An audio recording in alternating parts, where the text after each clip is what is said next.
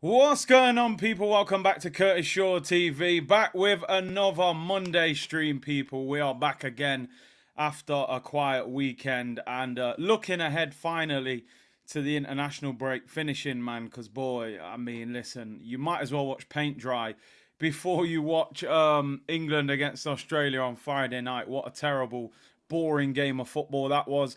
The countdown begins. Arsenal play Chelsea this weekend. Away from home at Stamford Bridge. It'll be a difficult game, of course. And looking forward to seeing Arsenal back, man. They really... I know Arsene Wenger's got this theory out at the moment that he thinks internationals should take place for 4 weeks and get them all out the way at once, which I'm probably would go along with that. It's literally terrible having to go through these international breaks. There's another one next month as well. Just in case you didn't know. So that'll be another, 10 days, 2 weeks with no Arsenal. But we're back. And listen, people, it could be worse. On this Monday, you could be a Manchester United fan. I'm sorry. You know me, information and entertainment.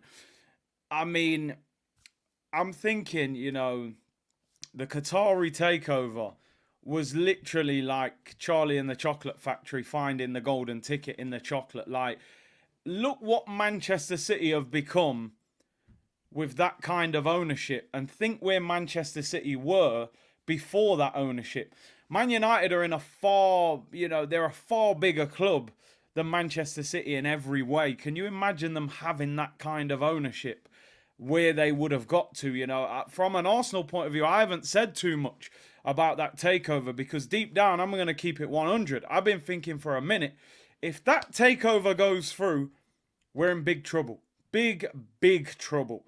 So I've stayed kind of quiet about it. So big up Jim Ratcliffe and big up the Glazers. Keep it moving. I'm happy with that. I'm real happy with that. Shameless settings, of course. I know Man United fans will be fuming, but damn, that Qatar takeover would have been a serious problem. The problem we've got, like South London saying, they're going to probably try and buy somebody else, and imagine if they ended up at Tottenham. That's probably even worse. Apparently, he was going to try and sign Mbappe and Camavinga.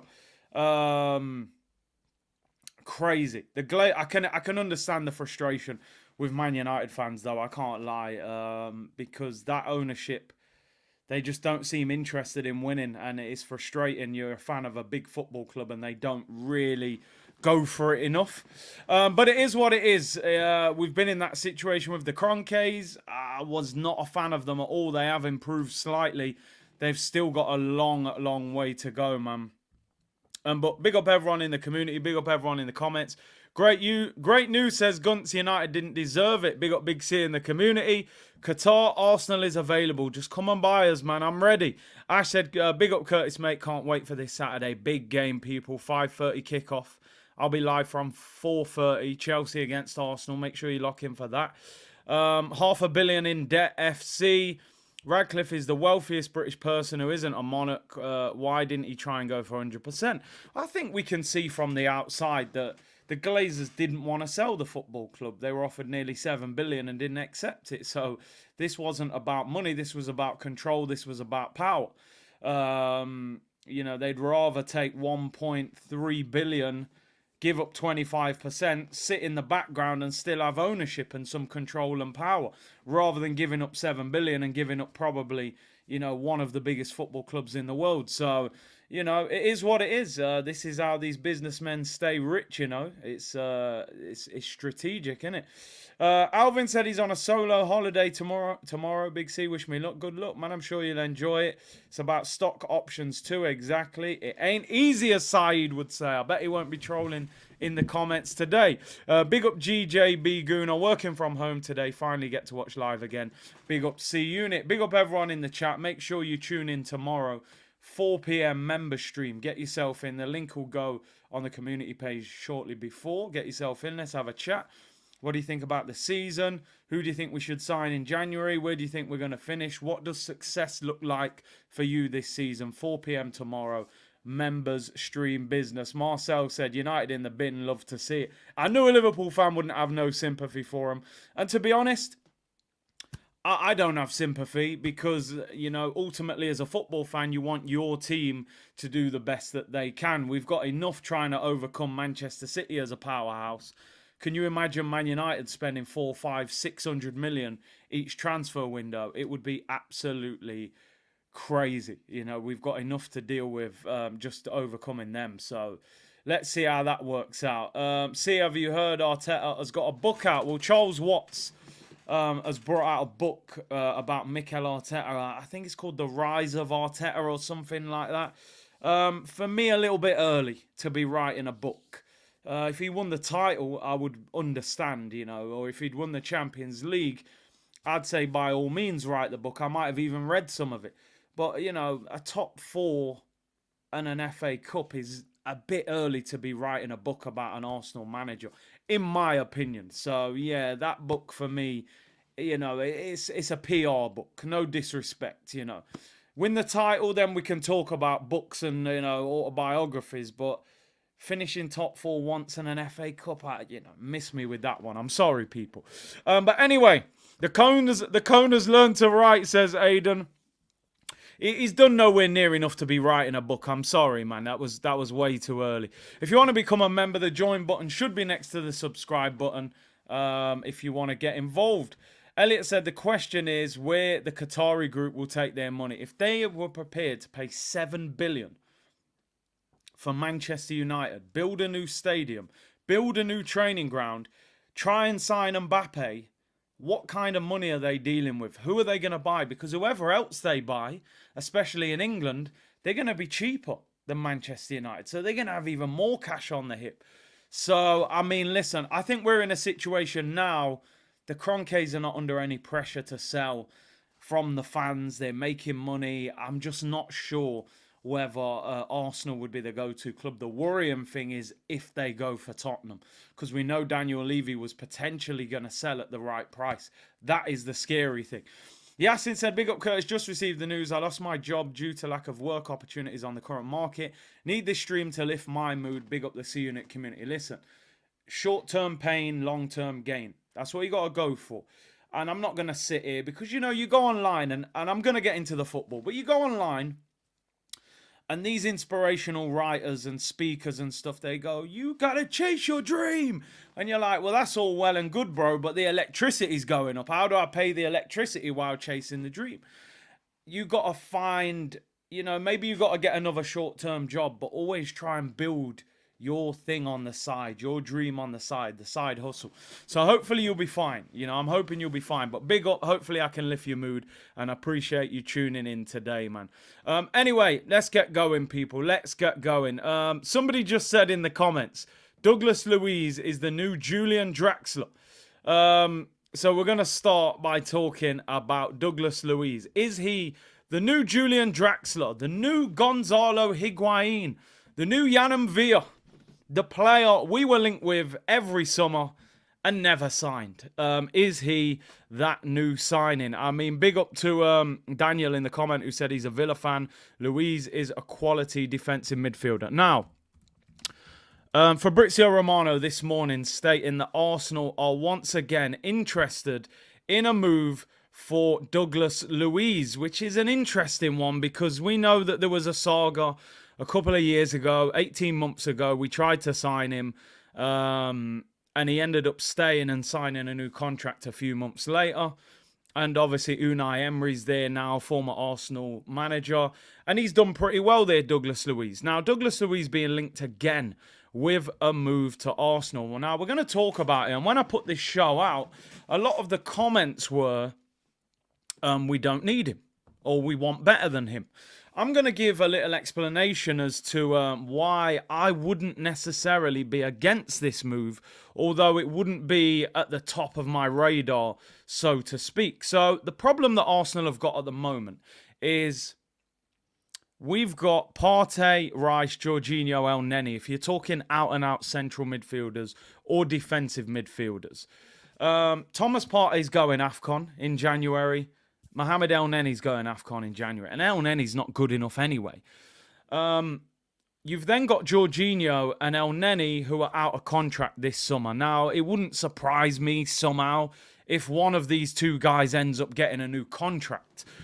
Because we seem to be that sort of club for some reason. If you're a nice guy and you train well, you probably get a new deal. Now, a lot of Arsenal fans saying that Douglas Luiz is not good enough. We need to aim higher. A lot of people in the comments saying Fofana, a player that I like a lot, the Monaco defensive midfielder. But I think because of Declan Rice, because of Thomas Partey, Arsenal are probably looking for more of a squad-playing midfielder. Somebody that can play, but somebody that's not going to make too much of a fuss if he's sitting down on the bench some weeks. Somebody that's rotated. Douglas Luiz is better than Mohamed Elneny, and I think right now he could offer us more than Jorginho. Jorginho very good on the ball, of course. Douglas Luiz, though, definitely has more energy, more power, gets around the pitch. I personally would not be against this signing in January. Not every signing needs to go into the team, but they need to be capable of going into the team as and when they're needed. So it wouldn't be number one on my priority list, but I can understand Arsenal going for this kind of player. Premier League experience, which we always talk about. He's got 2.5 years left on his contract. He's on 75 grand a week. He's only 25. He's a Brazilian international. We know that Edu loves a Portuguese-speaking player. I think it's an okay signing. If we signed him, I wouldn't be dancing like Robbie, when we signed Thomas Partey. But, I'd say it's an okay signing. It would improve the squad. Now, the problem you've got with this deal, though, on the flip side, is how much would he cost? Fabrizio saying in his report he thinks Villa would want around £35 million for him, which is an interesting price. I suppose it's not bad. Fabio Vieira costs £35 million. Is he, doing anything at the moment, really? I suppose that the narrative will be that we could get better than him. That's where I suppose some people are thinking Douglas Luiz, that was probably when we were going for top four rather than going for the title. Some of you in the comments talking about Youssef Fofana, the midfielder at Monaco. His contract runs out 2024, but Monaco have a 1-year extension clause that can be triggered from January. Naturally, they're going to trigger that whether they're selling him or not, because a lot of people were saying we can get him for free in the summer. But Monaco can trigger an extension to take him to 2025. But you would still expect Fofana to be available for a reasonable price. Paul says bargain, 35 million. Havertz costs 65. Malin said Rice, Partey, Luiz and Jorginho as our midfielders would be okay from January until the summer. I personally think this would be a decent signing. I think he's not a bad player. Takes set pieces, free kicks, corners, pretty good DM, doesn't get injured too often, knows the league, Brazilian international. As a squad player, I wouldn't be against it. I really wouldn't. I think he's a decent player. I mean, Hennock's saying there's a reason he plays for Villa and not a big team, but the reality is there's players at teams outside of the so-called big six clubs that you would take at Arsenal, particularly as squad players. Look how good Maddison's been. He came from Leicester who got relegated. So I don't think we always have to say, oh, well, he plays for a club that's not at the top, so he's not good enough. We would have all taken Caicedo. We took Declan Rice from a team that, were in a relegation battle last season. So I don't think we should get too caught up in that. I think what Arsenal need to do is create a group of 4 good centre midfielders. But let's get a poll up. Maybe a lot of you are saying not good enough, and I understand that. I do. Like I said before, the level has changed. The level has gone up. We are now title challengers, and I suppose the reality you could say, would Manchester City try and sign Douglas Luiz? I'm not sure. But they did sign Calvin Phillips, and he hasn't been particularly good. Douglas Luiz to Arsenal for 35 million in January. Listen, one thing's for sure. Whether it's him or somebody else, I think we need a midfielder. The fact that Partey and Elneny are going to AFCON in January only really leaves us with Declan Rice and Jorginho in a key part of the season. In January, FA Cup games, Champions League comes back not long after that. So, we're going to have to. He is ex-Man City, isn't he? He is. Yeah, I only just realised that.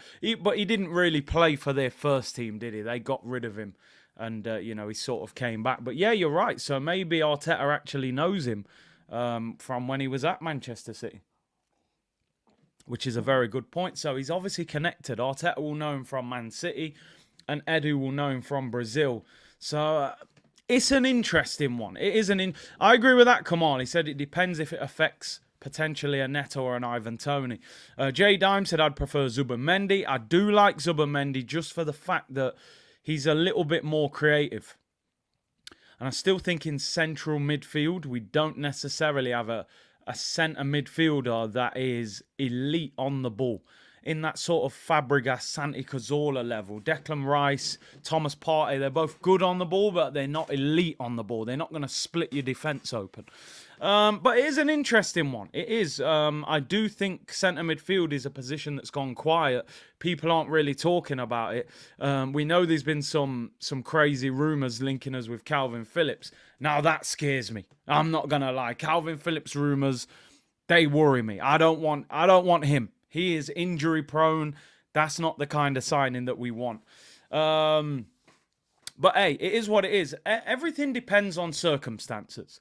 If we were trying to sign a centre midfielder that was going to start right now, I would be saying Douglas Luiz, no chance. Try and get me Camavinga. Try and get me Barella.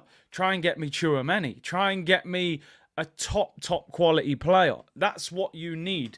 But if you've got Declan Rice and at the moment you're only playing one centre midfielder with two attacking ones, the club aren't going to spend that kind of money on somebody that's not going to start every week, in my opinion. Zubimendi is a player I would like because of his passing range and his ability on the ball. Frankie de Jong, I think, listen, the problem anybody has got buying him is always going to be the wage. It's always going to be the wage. Barella, for me, I said it in the summer, Arsenal should go and sign Barella. I think he's an absolutely brilliant midfielder. I think Inter Milan would sell him at the right price. That, for me, is the kind that I would absolutely love Arsenal to sign Barella. But Barella's costing you at least 70 million. And I don't think Arsenal, at the moment, are prepared to spend that kind of money on a midfielder in January. Let me read these few super chats. Simon said, don't get too happy. Sheikh Jassim's target is Tottenham. If that happens, devastation. Fitz, big up to you, bro. Please buy the Arsenal. He said he hates the Kroenkes. As you know, Fitz, he does not mix his words. Big him up. Aidan said he's good and would go get him in addition to Tony and Neto in reference to Douglas Luiz. Big up Trixie, who said there's no way you're hyping up Tchouaméni then trying to get me excited about this bang average youth. No, thank you. Barella Fofana. Listen, at that price range, 30, 35, I'd take Fofana. I would. But you know our Arsenal work, Trixie. Everything at Arsenal seems to have some sort of connection to it. They don't often just go and buy a player because he's a good player. They're usually buying a player because there's something, maybe they've spoken to him. Maybe there's a connection somewhere. The agent's link. Do you know what I mean? Douglas Luiz has worked with Edu, with the Brazilian national team. He's been at Manchester City previously with Arteta. It's connected. He speaks Portuguese. His agent's probably somebody who Edu knows. We all know how this story ends, people. We've seen this story before, unfortunately. So I understand your point, though, Trixie. I really do. Big up, Simon. We are being linked to Andre Fofana and Luiz, so they are getting a list of possibilities for midfield targets. And that's where I think, if you're not a fan of him, which, like I said, for me, give me Barella all day long. I think we're looking at a number of options, which hopefully means, we might get somebody even better than him. But I do like the fact that we're looking for centre midfielders, because it's a position that I definitely think we need. David said, woke up, found that his cat has passed away in the night. Big up Curtis in the community trying to ease the pain. Stay strong, bro. Listen, I know pets are like family members, so, I hope you're well, and I appreciate you tuning in today. I hope we can lift your spirits. Sakin said, Inter would sell in terms of Barella. They need the cash, 100%. Anwar said on loan with an option. I'm not sure they'd loan him. I don't think they'd let him go on loan. I think you'd have to pay big money to get him out of there. Konya said, bro, not going to lie, Fofana ain't that hard. Give me Luiz for 35 million. Would take Luiz. And Jake said, youthful project type players is what will happen. Not often, in my opinion, will you see Arsenal blow up the transfer market. Now, some people will say Declan Rice, 105 million. Of course, that is on an Arsenal level blowing up the transfer market. But it very much ticked a lot of boxes. That's why they were willing to spend that kind of money. Declan Rice, number one, is English. He speaks English. He's got personality. People like his personality. He could be a future England captain when Harry Kane retires. He could be a future Arsenal captain. I've seen loads of Declan Rice shirts down at the Emirates when I go down there. So you're signing a good player, but you're signing a whole package as well, which is why Arsenal, I think, were willing to spend so much money. They will recoup a lot of that money back. With Caicedo, they weren't willing to break the bank because Caicedo, he doesn't speak good English. He's very quiet.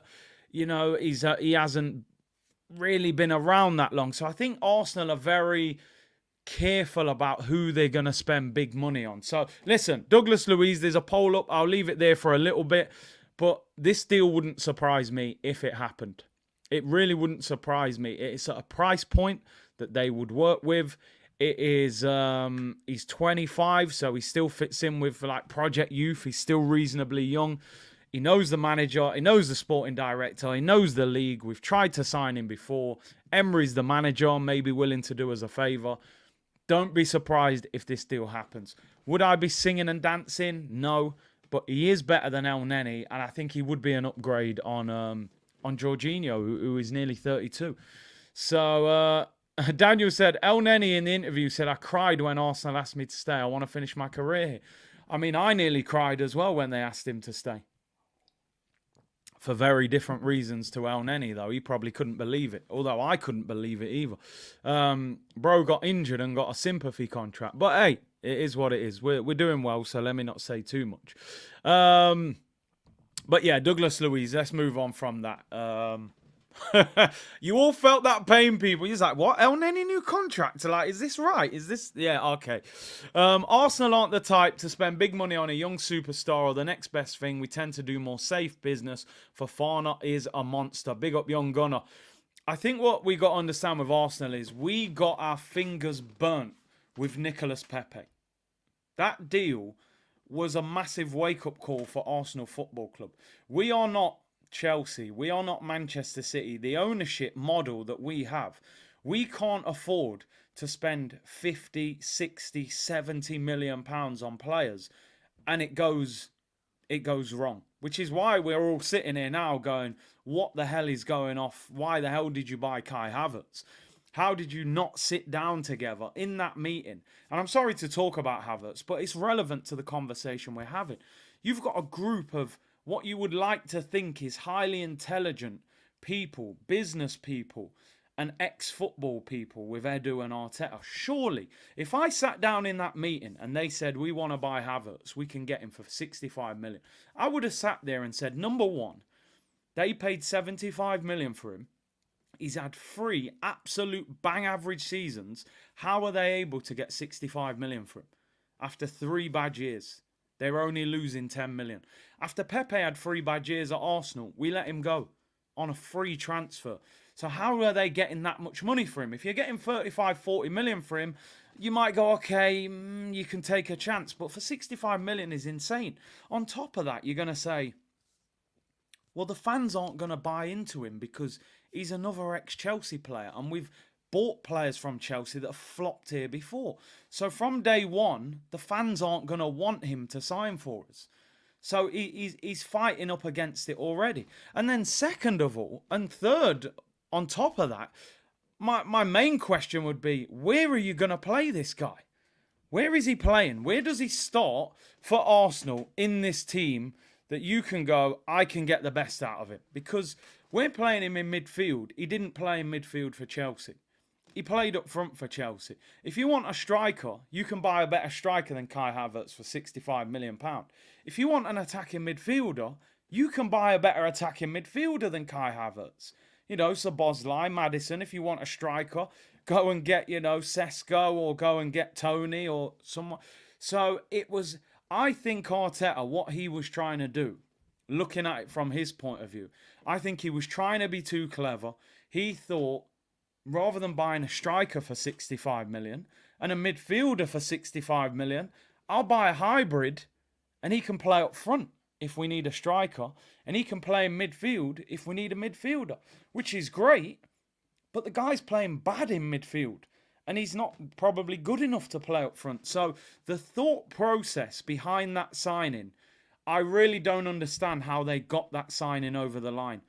I think it was financial, and I also think because he's probably said to the Kroenkes, listen, we need a striker and we need an attacking midfielder. Rather than you giving me 100 million and I buy a 50 million striker and midfielder, give me 65 and he covers both problems. From a financial point of view, there you go. Take 65 million, you've saved them 35. Arteta, we know he thinks he's very clever, and at points he has been and at points he hasn't. I've said before, Arsenal are the RSPCA. We like a rescue mission. He rescued Granit Xhaka last season. He produced his best season at the club. He probably thinks he can do that with, with Kai Havertz. But because the level's gone up now and we're challenging for the title, we're not going to have the same level of patience, So, listen, as I've said, we've spoke about Havertz non-stop since we've signed him. I think that I said when we signed him, I think this is the riskiest transfer since he's been the manager. And at the moment, I see no evidence to suggest that deal's going to work.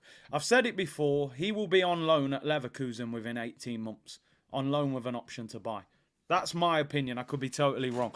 Maybe he comes back from international duty and he starts ripping the place up. But at the moment, it's nil from the in-betweeners. But it is what it is. We got Win the Dog from Battersea Dogs Home. Oh, dear me. We're the RSPCA, man. We'll rescue people.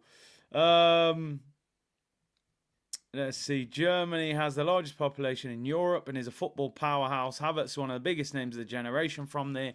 He won't cause any trouble. There's your reason. So, financial, I don't know. But listen, we're all sort of scratching our heads at that deal. He doesn't look comfortable in midfield. I think the best you can get out of Havertz is playing him as some sort of target man and trying to turn him into a Giroud. But at least Giroud had aggression when he was up front to hold the ball up. But that attacking midfield role, not a chance. Anyway, let's move on. I'm going to end this Douglas Luiz poll. More polls than Atlanta Strip Club people. 68% of you say you would take Douglas Luiz for 35 million. 32% say no. As I said, for those of you just tuning in, if we're signing a midfielder to go straight into the starting 11, Douglas Luiz, no way is he good enough. Go and get me Barella. Go for somebody higher. If you're looking for a squad player for not much money to replace El Neni, replace Jorginho if they both go in the summer, I think Douglas Luiz for 35 million is an all right player. Imagine if we had 4 centre mids in the summer of maybe Partey, Rice, Douglas Luiz and one other who is a good one. That's a solid 4. But anyway, let's move on. Let me not get into the Havertz thing. It's actually very difficult to go through a stream without talking about him. It's that much of a talking point at the moment. But anyway, let's move on. There's the Douglas Luiz chat. Let's talk about a player who we're being linked with from Brazil. Now, Edu flew to Brazil for the weekend. He was at Fluminense and Atletico Paranense, is it? I hope I haven't butchered that. But he was in Brazil, and he's pictured here at Fluminense. Now, the rumour is Arsenal are now interested in Fluminense midfielder Andre. This guy has been heavily linked with a move to Liverpool for a number of months. Liverpool were interested in getting him in the summer. It's believed he'll be available in this January transfer window. And Arsenal apparently are speaking to Fluminense about a deal. Now, anybody in the comments who watches Brazilian football or knows anything about him, do us a favour. Throw a comment in there. How good is he? Is he worth signing? What's your thoughts? But yeah, he's being linked with a move to Arsenal now. Zhao said, no, I don't rate this guy. He's 22 years of age. There's another player who we're being linked with as well in that same report who is 17. So it's not this guy. But how good do you think? Yeah, it's YouTube scouting. When you go for a player from Brazil like this, who you don't know too much about, I'm not quick to write it off, because I always said that these guys go to other clubs in Europe and they end up being worth a fortune. Not all the time, of course, but sometimes. So sometimes I don't mind taking the risk, because, you know, every now and then you find a Gabriel Martinelli, you find a Vinicius Jr. So it is, sometimes we have to be willing to take a chance on a player like this. We know that Brazil produce a lot of top talent. And we'll see. Now, apparently Liverpool had a £25 million bid rejected in the summer, and they're looking for £30 million. He's had one cap for Brazil. He is in the Brazil squad at the moment, and apparently could start for Brazil this week. Casemiro is out, and it looks as if he will play the game. He's a defensive midfielder, quite strong. I mean, João seems to know a little bit about him. He said, I've seen a lot of games of him. He is bang average, does some good passes, but can't defend or be a solid six. I watched a YouTube video before coming on. The story came out this morning. I read some reports, watched some YouTube videos. Seems like he's very good on the ball. Got a little bit of power as well. I don't know how good he is. I can't actually say. On YouTube, he looks good. But as I always said, when we signed Yaya Sanogo, I watched a video of him scoring a volley from 25 yards in the top corner. It turns out we'd signed the French postman, Pat. But anyway, he looks good. Liverpool heavily linked with him. Marcel, Liverpool fan, said, I'll take the risk, bring him to Anfield. He looks good. Denilson part 2, here we come. John Layout, here we go with the famous Denilson picture. Don Robbie's already given him a 9 in the player rating, says Wasim. Exactly. Trixie said he's another bang average Brazilian. See, the work permit thing is a lot easier now.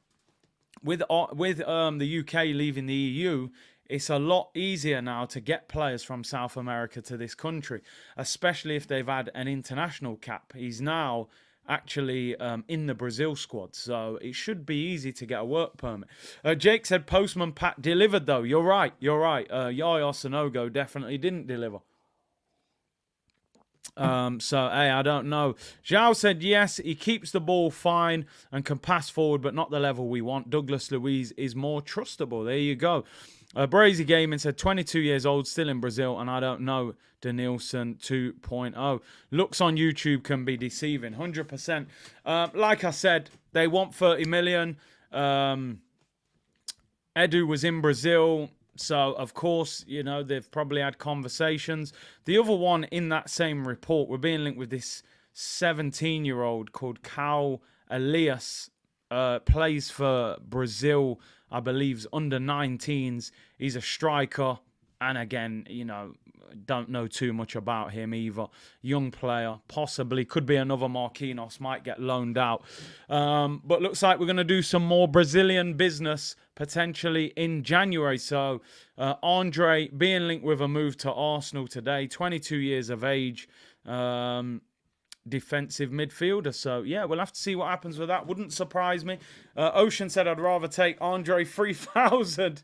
I mean, I was going to start singing, hey, but I just, you know, I'll leave it at that. We're all there, people. We're all there. Miss Jackson. Maybe we'll sing Sorry, Miss Jackson later on in the show. Fit said, the more you talk about Arsenal's transfer dealing, the more proof you are showing that we need new owners. Listen, I said it at the start of the show. The Kroenkes have improved.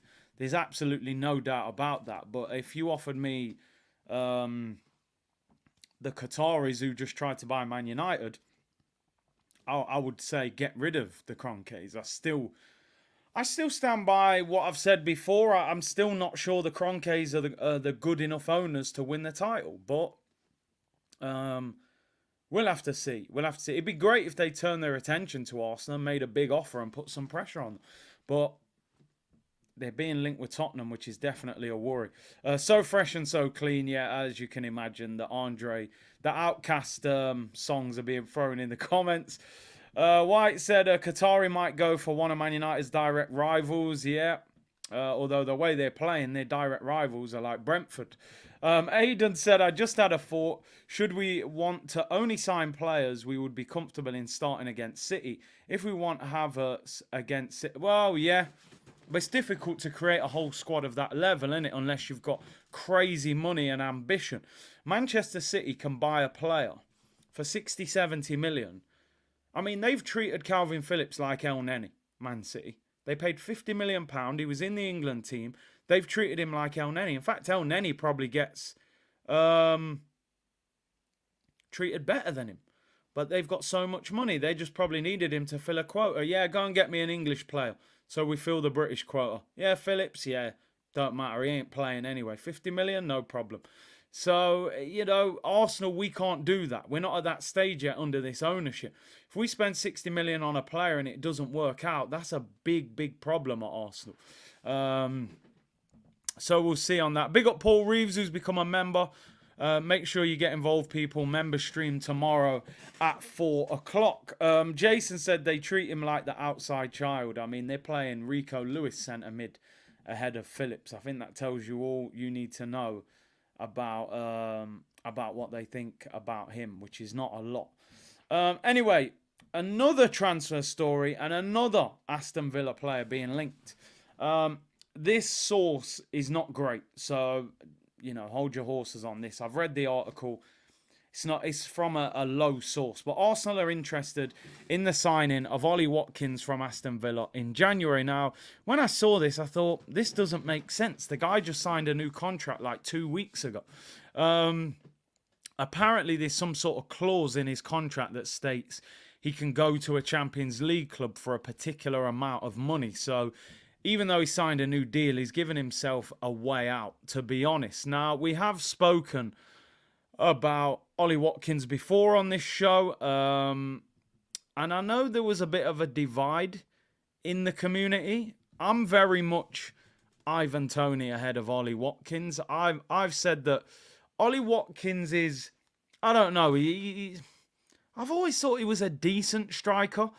He just seems to me that I always feel like Watkins is at the level that he should be at, if I'm being totally honest. I don't look at Watkins and think, you know what, someone should get hold of him. Like, I just look at Watkins and think, to me, you are an Aston Villa player, without being disrespectful. Now, that probably does sound disrespectful, but I just think he's a decent striker. He can get you 10 to 15 goals. I just genuinely think Ivan Toney's better. I do. I think he's a bit more aggressive, a bit more streetwise, you know, and no disrespect, I've said it before, I just feel like Ollie Watkins just seems like a nice boy to me. You know what I mean? And when you look back through the years, strikers that have won titles, it ain't often the nice, you know, the nice boy who wins you the title. It's Rebels, it's Thierry, it's Ian Wright, it's Diego Costa. Do you know what I mean? These rebellious, you know, Jamie Vardy and these man here win you the title. Ollie Watkins, to me, is too nice. He's too nice. He's another one of them guys that if you've got a daughter, he might run off. I'm not sure. He might run off. I feel like Ivan Toney would at least, you know, swing. If he puts his phone down and obviously gets off the betting app, I've got a feeling that Ivan Toney would throw a punch. I mean, listen, he's a good player. I agree with this. Carol said he's closer to Eddie than Toney. I don't know. I think he's all right. I don't want him. I don't want him, to be honest. Maybe I'm being selfish. Levan said Curtis Shaw's better than Ollie Watkins. Totally agree. LSU said no to Ollie. No to overpriced Osimhen. Get Ivan Toney to the carpet. Arteta does love the nice boys who behave well, turn up on time. It wouldn't surprise me if Arsenal signed Ollie Watkins more than them signing Ivan Toney. I've always said that Ivan Toney doesn't seem like a personality fit with Mikel Arteta, to be honest. But yeah, Ollie Watkins. Brazy said Watkins doesn't have the X factor. He's bang average. I agree. Although 99 Guna said Ollie all day long. Watkins to the carpet now, says John. Watkins is just Benteke in a mask. Marcel said he's a player for you if it's a top 14, not a title winning player. Totally agree. I don't look at him. It's not even poll. Yeah, there's no point getting a poll. Man said he's not poll worthy, Curtis. Pause.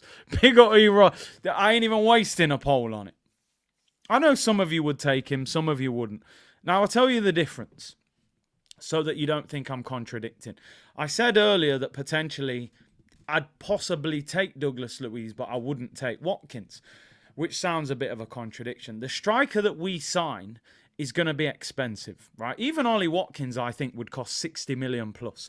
Whichever striker we sign is going to cost a lot of money. And whatever striker we sign, I'm looking for him to be at a level that he can maybe even push Gabriel Jesus out and become number one. I don't look at Ollie Watkins and think that. I don't. I don't look at him and think, well, you're going to come in and push Jesus out. You're not.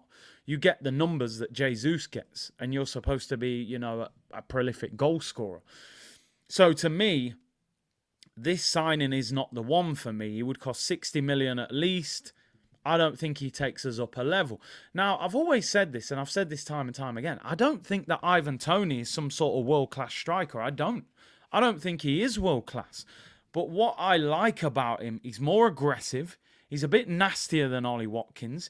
He's also broken that 20-goal barrier, which for me, you judge any elite striker in world football, you say, can you score 20 goals in a league season? Now, people go, oh, penalty merchant. He scored 7 penalties. He only scored 13 goals outfield. Well, penalties are not, they're not givens, are they?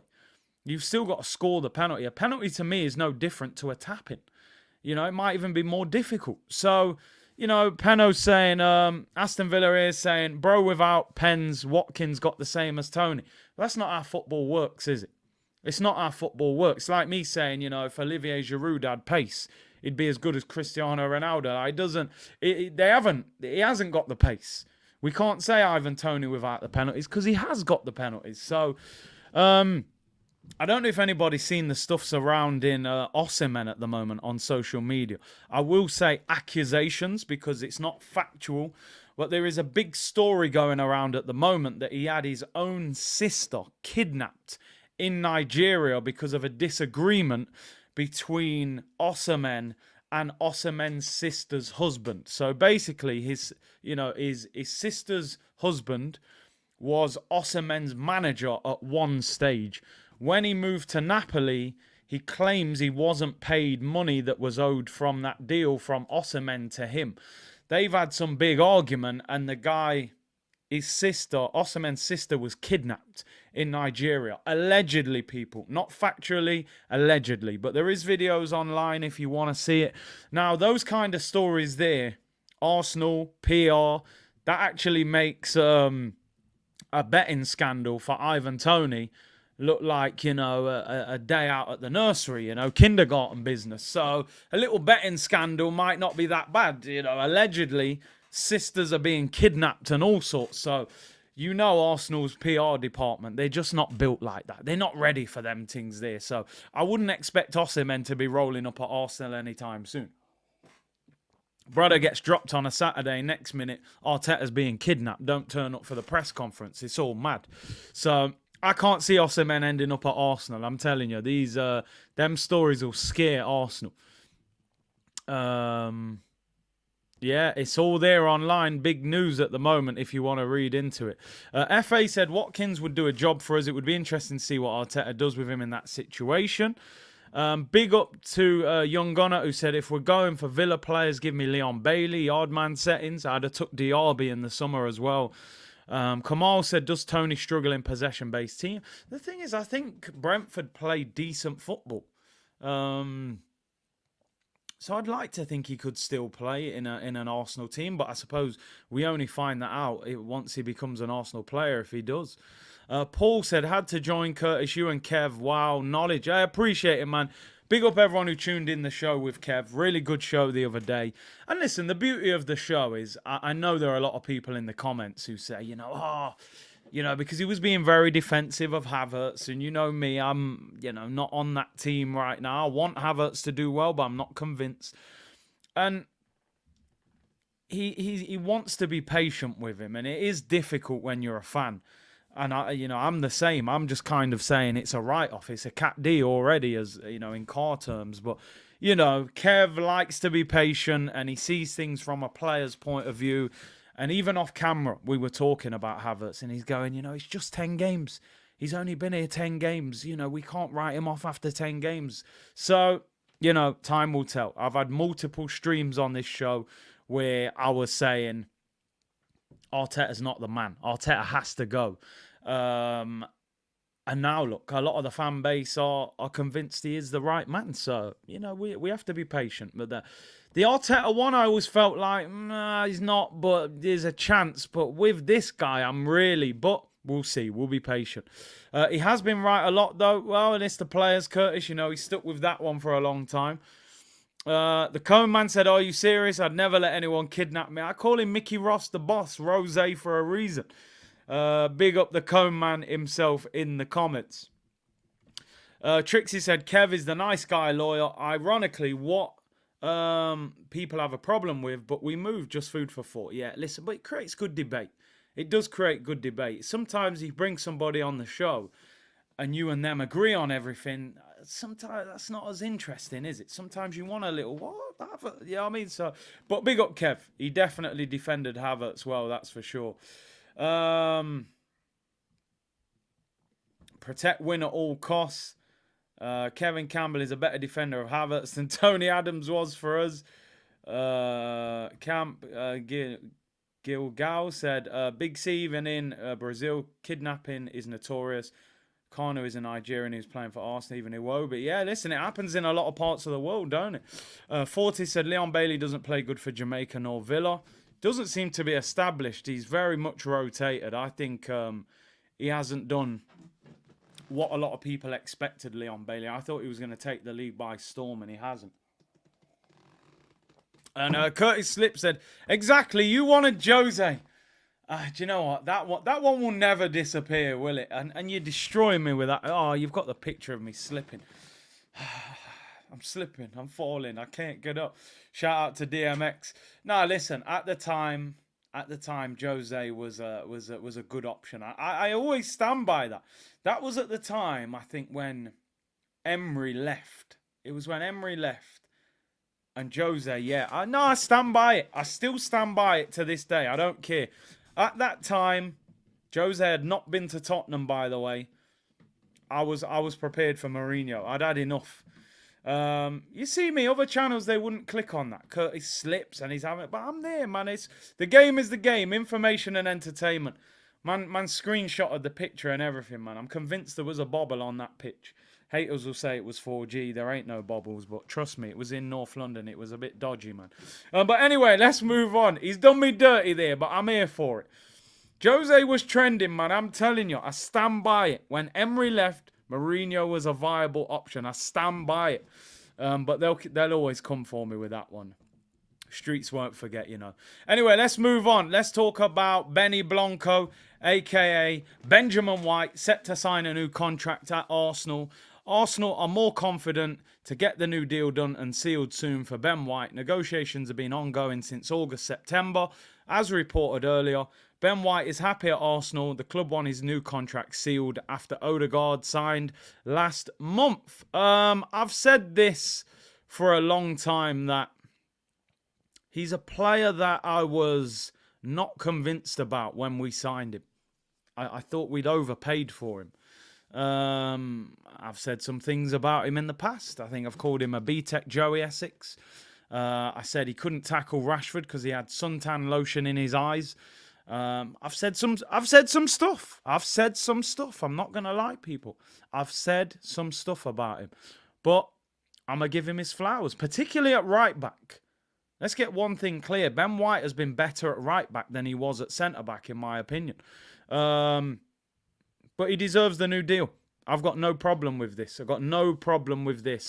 That ability to play full-back and centre-back, because, again, Pep started all this trend, and now full-backs are not the same anymore. Everyone's playing centre-backs at full-back. And I think Ben White is a very good right-back for us. I think him and Saliba on that right-hand side, they have a good connection. I agree, I'd say he is a top 5 right-back in the league in this current system. And listen, when Southgate goes, he'll be back in that England squad, no doubt about it. So big him up, deserves the new contract. He's improved since he's come to Arsenal. He's got a very good partnership with Saka. Football is all about partnerships, people. The right back, the right winger, the two centre. You've got to build partnerships. Another stat that I didn't realise, which I have to talk about. Ben White played every single league game in the Premier League last season. Gabriel as well. 38 games last season, with no red cards, 5 assists and 2 goals. So listen, 26 years of age, England international, new deal. New deal believed to be around £160,000 a week. 4-year deal with a 1-year option. And he came out with that interview. I don't really watch football. I never really watched Patrick Vieira play. And I was like, maybe keep that quiet at the moment. But, he said it, and I may have threw it back at him once or twice. I mean, Marcel said, I remember when Firmino scored the equaliser at Anfield. Curtis said, I can tell you don't watch football. I mean, he left Bobby Firmino free at the back post. We all knew Firmino was that new player, like Vardy always used to score against Arsenal, Drogba always used to score against Arsenal. And Firmino was that guy, he came off the bench and I was like, just man-mark Firmino, and he left him unmarked. Yeah, I was in my feelings at the time, I can't lie. But listen, he's very good. He's very good. I'm happy that he's signing the new deal. 38 games out of 38 last season. In fact, says, can we be clear? Arteta played 4 centre-backs before Pep. That's fair enough. But I think Pep stuck with it for longer than sort of Arteta did. Arteta may have done it first. But we saw with Nathan Ake and people like that. Stones was at right back at times. Pep seemed to do it a lot more. I think Kyle Walker's actually the only fullback he's got. But listen, big up Ben White. New deal, 160 grand a week. 4-year deal with a 1-year option. Well deserved. And listen, it's great to see Arsenal. That's now Ramsdale, Saliba, Gabriel. Ben White will sign this soon. You've got Odegaard, you've got Saka, you've got Martinelli. I mean, that is our team there in the future. 7-8 players there who've signed long-term contracts. So it's fantastic news for us moving forward. So yeah, listen, it's what we need. We don't want to be in a situation like we've been before where players are in the last year of the contract and we're scrambling to keep them. Also, what it does, if you ever get in a situation where you've got to sell them, they've got a long-term contract, you can demand more money, and, it works in your favour, that is for sure. Couple stories to talk about before we round up. 2,000 of you in the chat. Make sure you like the video and subscribe. Thank you very much for tuning in. I know it's been a very boring international break and the content slows down a little bit, but obviously England play against Italy tomorrow night, and I think once we get over the England game, it's then the countdown to the game against Chelsea on the weekend. We'll do a preview towards the weekend on that one, and it's going to be a big game for Arsenal this weekend. For me, a must-win game. We've got to beat them. A couple more stories before we round up. Will Bukayo Saka play this weekend? Simon Collins reporting for The Standard saying that Saka is winning the race to be fit to play against Chelsea this weekend. Although, I remember the Daily Mail saying the day before we played Manchester City that Saka was likely to feature. He then didn't play any of the game at all. Are Arsenal simply, throwing these stories out there to make people think that Saka's going to play, and then when he doesn't, we're shell-shocked that he's not playing. So, it's an interesting one. Luka and Giannis don't watch NBA, but they are top players. You don't mind it if they're that good, Well, Wasim said, sacked off the anniversary plans with the missus for the watch-along on Saturday. Priorities. Hey, bro, after the game, you better, you better buy us some good gifts. That's all I'll say if you, doing that. Learning from our mistakes, you're right with the contracts. I would expect Saka to play this weekend, and I'll tell you the reason why.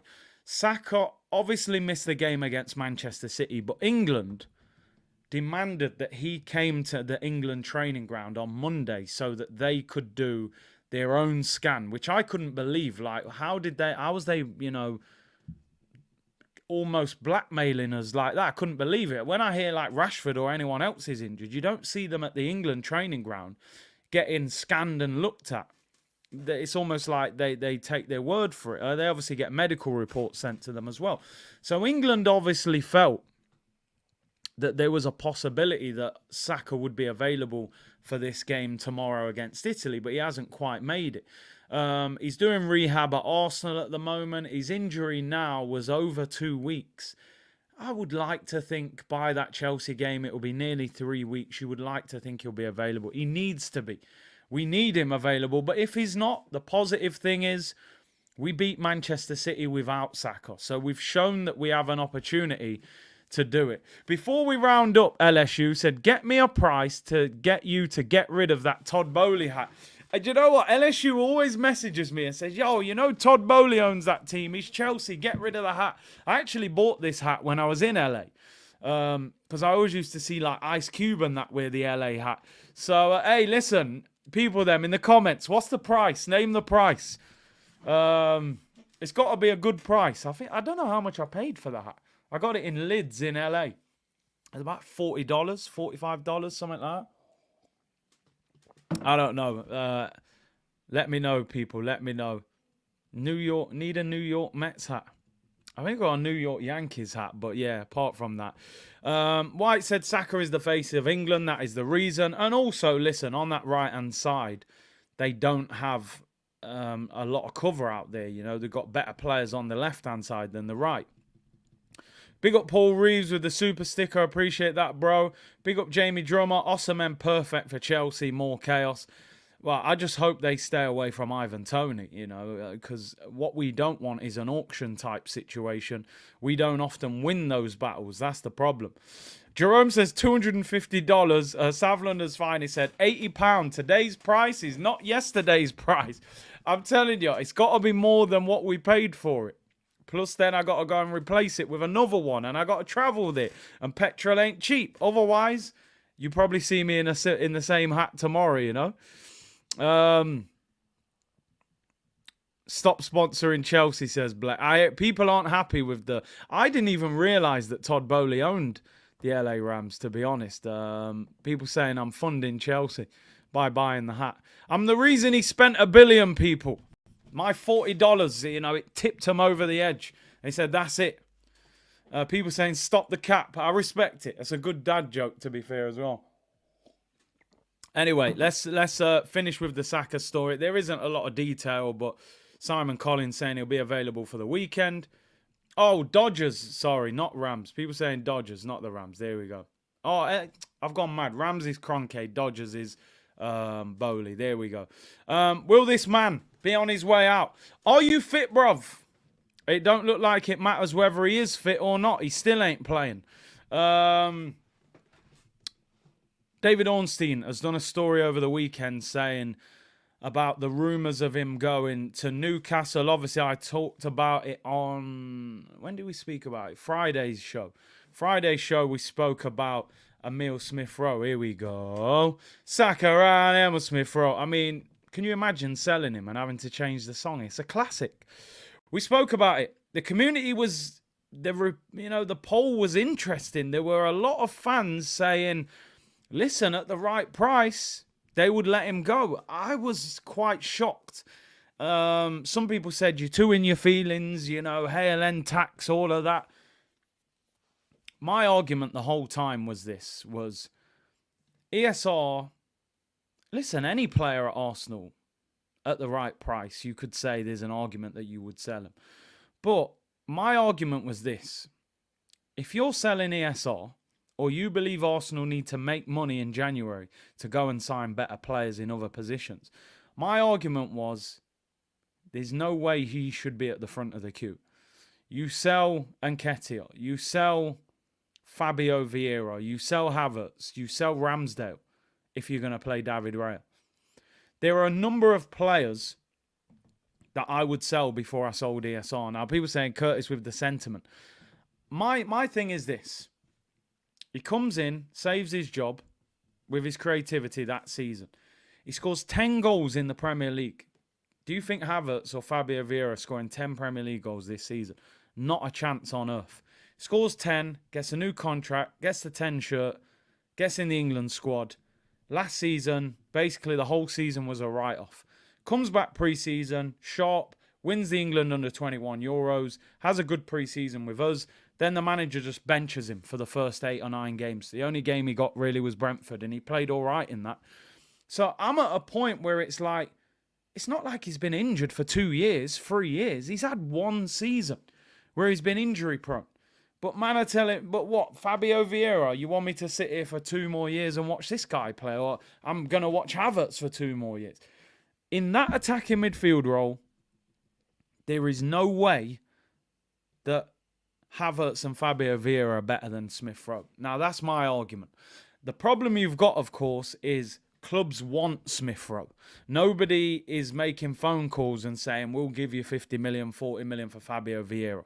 Nobody's offering us 50 million for Havertz for obvious reasons. Smith Rowe is the one that clubs are saying, do you know what? We'll take him off your hands in January. So that is the problem.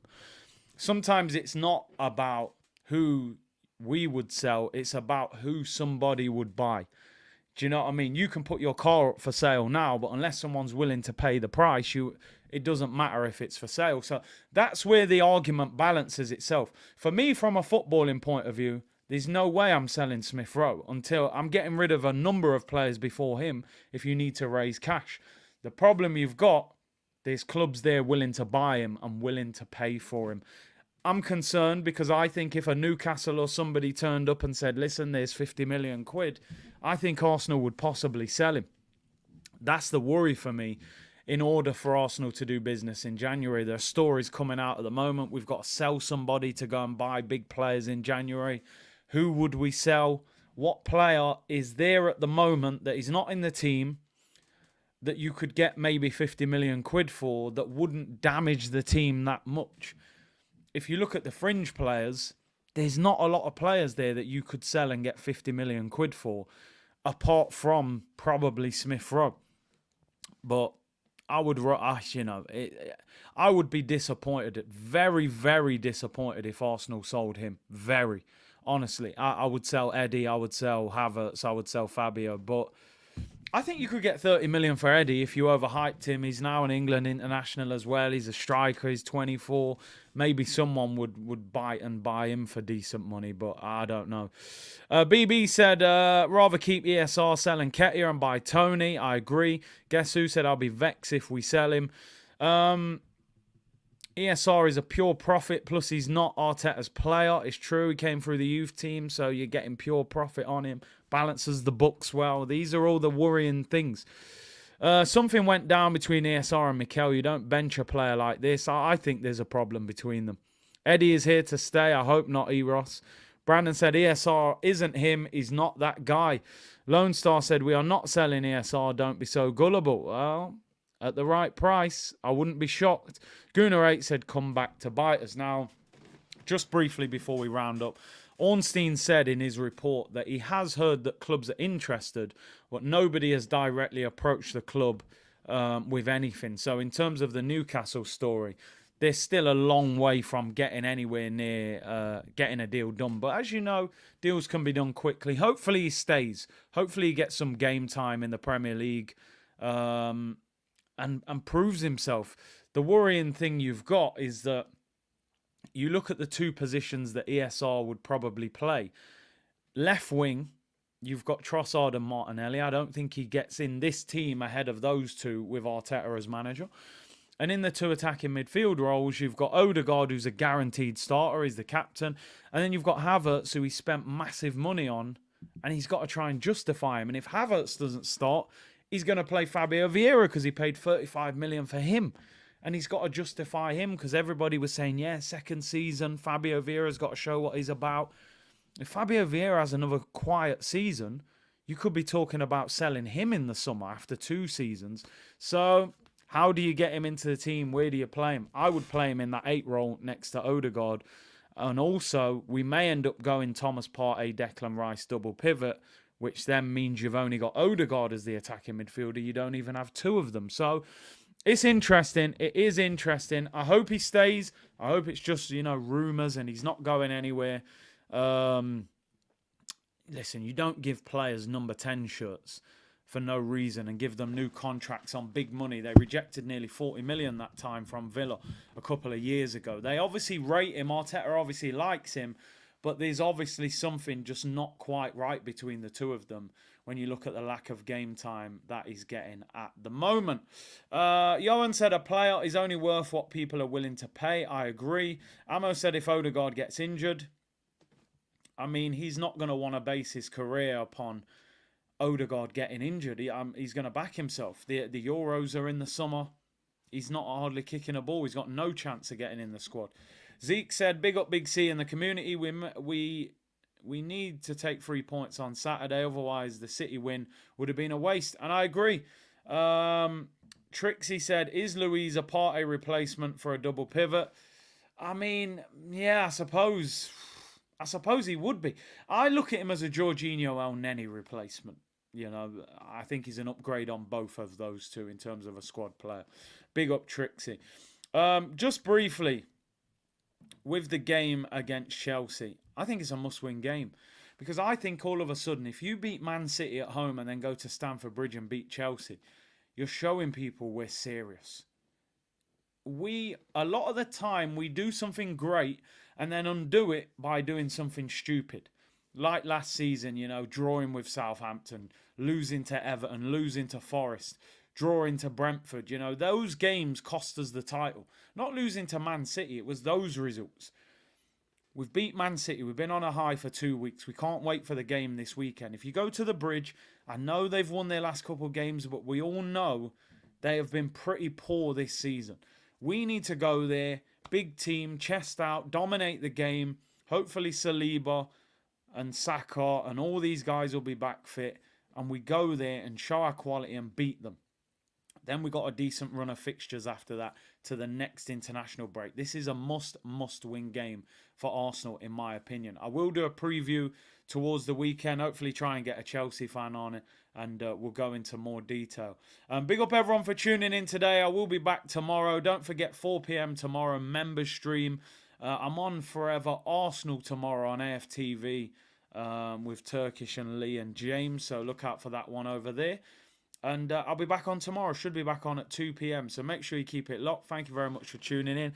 Like the video and subscribe to the channel. And I will see you all tomorrow, people. Bless.